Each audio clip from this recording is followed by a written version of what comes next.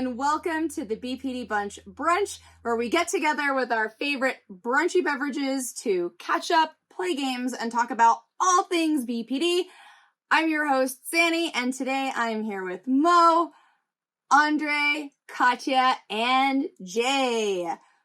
Where in the world is everyone coming from, and what is your brunchy beverage? I'm from Ohio in the U.S., and I am drinking salted caramel black tea because that is my go-to. I love that. I am in Southampton, in the UK, and I'm drinking from my Mr. Perfect mug, a perfect cup of distilled water. I'm from Calgary in Canada, and I'm drinking iced tea. I am from the West Midlands in the UK, and I have got a cup of juice in a cup that does not belong to me, and I'm not sure whose it is. Katya, can I just say, on all the episodes we've done, you always have the most interesting drinkware. Thank you. I found it in the cupboard, and I'm looking at it, and I'm thinking, was this even here when I moved in? Like, was it a relic from the last people that lived here? I don't know, but I like it. That is amazing. I am in New Mexico in the US, and I am drinking coffee in a mug not full of cats. In a mug covered in cats. Oh gosh. Yeah, that would be a different conversation. Today we're going to answer questions from you, our audience, that we got on Instagram. And the ones we chose to answer for this episode are mostly lighthearted and silly. It's important to take a break and just have fun every once in a while. And we hope you have just as much fun watching the episode as we did making it. Here's a question for the group. Who is a dream person that you would want to collaborate with on an episode of the BPD Bunch? Pete Davidson. I was waiting for someone to say that. Is that because he has BPD or because he's funny or what? It's because he's hot. Yeah, that's true too. He's very hot. There's definitely an agenda with that one, but no, I do think Pete Davidson, especially from a male perspective as well, and somebody who's in the public eye, that would be, I think, really interesting actually. But yeah, it is purely for my own interests. Sorry. I love your answer because he's hot. I mean, she's not wrong, so. Thanks, Mo. I feel like my one would be obvious. Like somebody would be like, oh, waiting to hear that one. Marsha Linehan. I feel like it's just... That's a good answer, too. I like that. But not necessarily because she's, I don't know, the founder of DBT. I would actually like to really learn more about her own journey to that, because I think she's got a very unique background. If you've read like her memoir, Building a Life Worth Living, right, there's quite a lot of I don't know, she's not a typical psychiatrist in a way, right? So I would love to speak to her at some point. Yeah, that would be cool.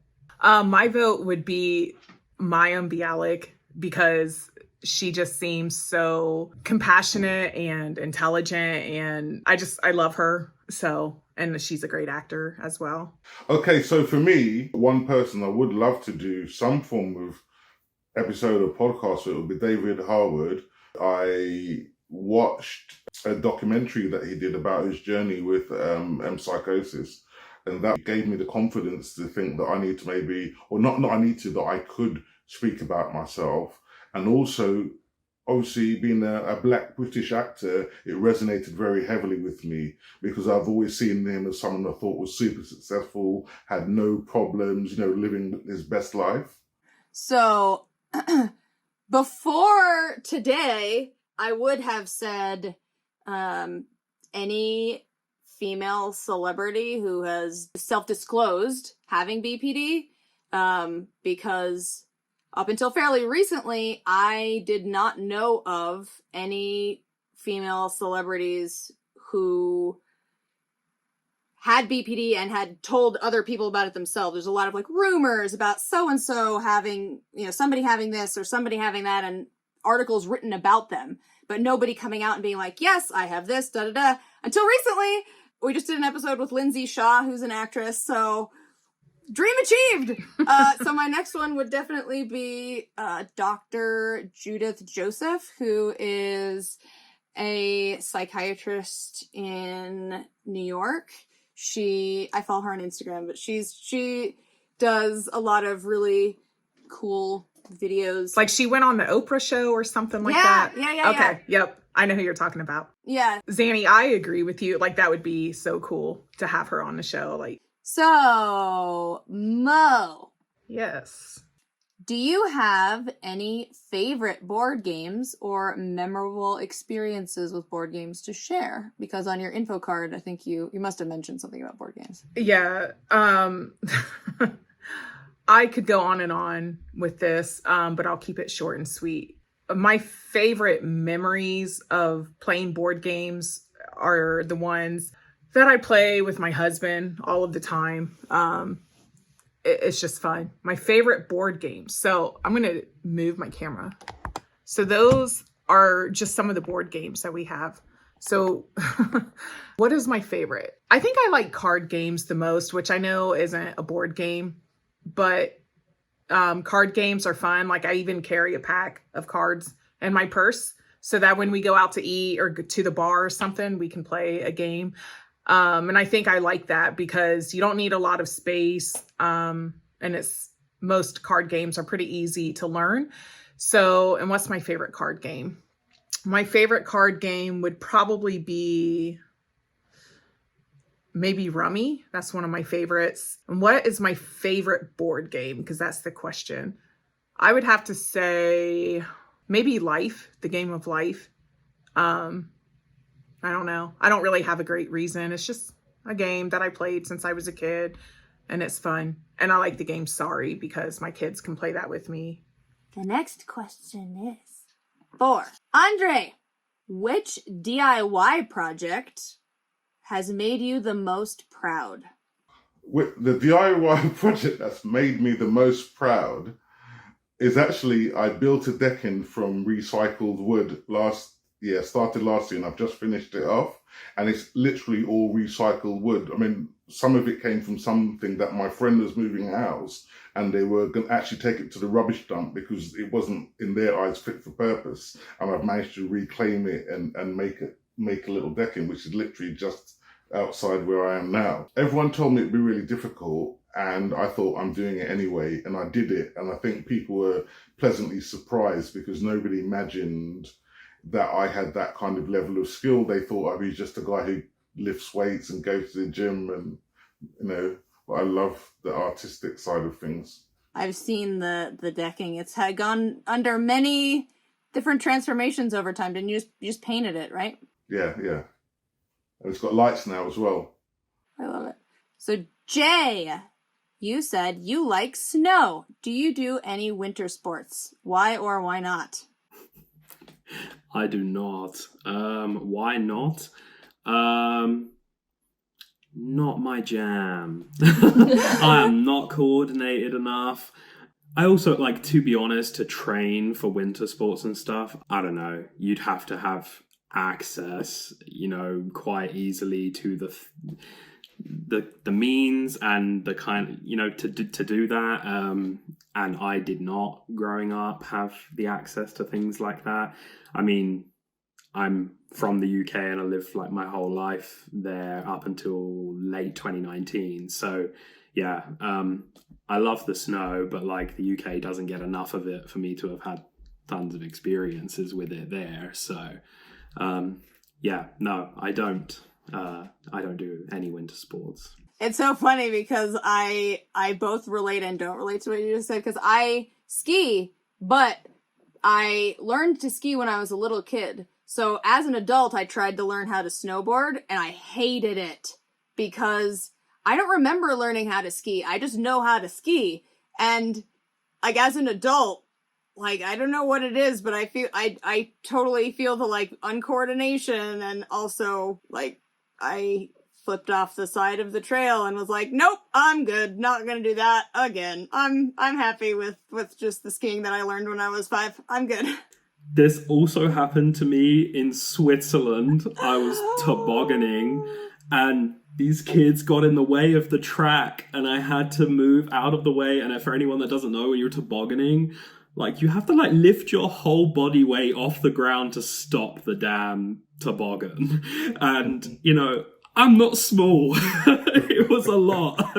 And I went down the side of a ski slope on my stomach, and Wow. I was raw for a good week. Yeah, no, I'm also just like way too anxious for this life. I can. So Katya, on your bio card, you said that you're into taxidermy. So, Yes. question mark, question mark, question mark, question mark. Yeah, I guess that was quite open, isn't it? So in terms of taxidermy, I have some quite niche home decor interests, and taxidermy is one of them. I am actually taking taxidermy courses in the very near future, starting off with small rodents, but eventually I do want to be able to stuff a crow. That would be ideal. Yeah, I think it would really go on my mantelpiece. People think it's actually really grim, and I suppose in some ways you could consider it to be like that, but I have some quite specific spiritual beliefs which may or may not be related to the schizotypal about things like reincarnation and animal spirits. But it is probably worth saying that when you do taxidermy, it is roadkill. Like, you don't actually go out and kill animals. Obviously, I wouldn't do that. Then actually, I think that having an animal and like the care that you have to take with taxidermy to preserve it, and I guess to like look at an animal and just imagine like the life that it's had, to me it feels quite special almost, which I don't think a lot of people will get. But yeah, definitely I feel like with the beliefs that I have, actually it kind of makes me feel a bit closer to nature. I'm probably going to get flamed for that. But yeah, I do think there's just something really beautiful about taxidermy. Well, you're vegan, right? Yeah. So that's part of the reason as well, like why I wouldn't ever use taxidermy from an animal that had been specifically killed for that purpose. I just think it's such an art, and there's something quite beautiful about preserving an animal. I like to think its spirit's gone off somewhere and it's happy. It's quite weird if you think about it, because you wouldn't do it to a human and put that in your living room. Just something to think about. Oh my god. That went very dark very quickly. I've been watching Hannibal lately, rewatching Hannibal, the TV series. So you carry on. The more you talk, the more we're bonding right here. So this is kind of like an insight into what I'm actually like. Some of it must be schizotypal. I think some of it's just because I'm weird. Well, that means I'm a weirdo too. So it's cool. Join the weird club. I feel like this is a perfect segue into the question for me, which is, what do you have against horror movies? And Perfect. I do not like being scared. I do not like being surprised. I have too much empathy. I don't know what kind of empathy this is, but sometimes I have a strange sort of out of my own body experience where I feel like I'm the character. So when something is happening to them, I feel like it's happening to me. So like really gory stuff, I cannot stand to watch it. And I also tend to have really vivid nightmares, and I don't really need things to feed those nightmares. So like my go-to, I like to listen to Disney music. I like to watch kids TV. I can stand like comedy horror where it's very clearly a set, like Shaun of the Dead is probably about as much as I can handle, because part of it's the music. There's not a lot of like high tension moments. I really cannot stand the screechy violins in horror movies, like the sound where it's like I can't handle it. Let me get out of here. So I do think that part of it is the vibe of the music, because it's not just visual. Shaun of the Dead was so campy to me that it does not look like real gore. And I think that's why I am able to I was able to watch that without freaking out about it. But it's odd. It's very selective. I also really can't stand certain types of awkward scenes in movies. especially in the situations where the audience knows something about a character and they're like all confident gonna go do something and you already know that it's gonna go sideways because you know more about the situation than they do.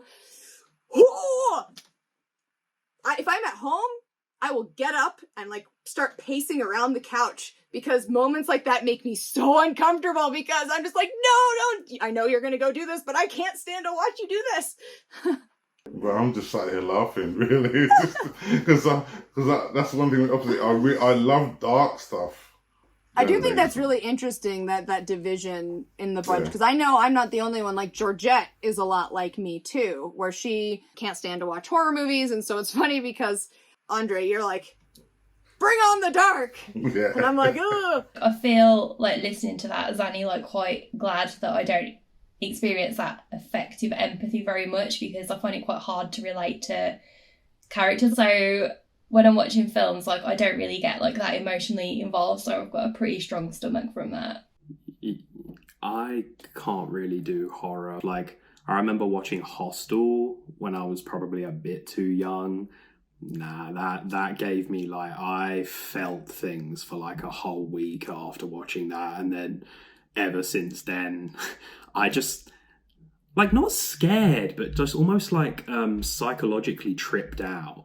For me, it's not just any old horror movie. It's about the quality of the writing. So I keep quoting things like Hannibal because the writing itself is very clever and it introduces more than just a slasher movie. There's a certain level of psychology involved in it and analysis of people. Does anyone else feel like movies have got worse in a way, like they've just become more about scare factor than actual story? Like, I remember when I went to see like the It movies, the original It was so much more deep. The newer ones are like, we just want to freak you out as much as possible. And I was like, Yeah, I don't know. The last horror movie I saw was Silent Hill, and I was like, never again. Nope, no more. Never. You cannot make me. Not happening. I'm staying home. Alfred Hitchcock, The Birds. That was a film that I felt a little bit disturbed with because it was just so weird and so... Because the day before, a bird had actually flown into a window. And then the next day I watched this film about birds attacking someone in the house or something. Oh, and I was like, no. This is... No. Satanic. No, can't deal with that. I still watched all of it. That's what I meant by psychologically tripped out. That would do me in. I would be over. Don't worry, I'll look after you, Jay. Thank you. So I wrote a poem while we were talking because my brain was spinning to try and focus. It's very short. Okay. It's based on the cast members. It's more like a haiku. So it's Katia is cool. Jay is not a fool. Magnificent Mo. Go Zanny go. Papa loves to grow. Aww. I love that. That's amazing. I don't know why I found that so funny. I think it's Papa loves to grow. I just in my head, I have like 3 different. I don't know why my brain immediately goes to drugs, but that was like where it went. I was like, he's talking about his garden. No, they were tomato plants, I swear. That's what they told me they were. Thanks everyone so much for watching. We hope you had fun, and we will see you next time. Bye. Bye. Bye.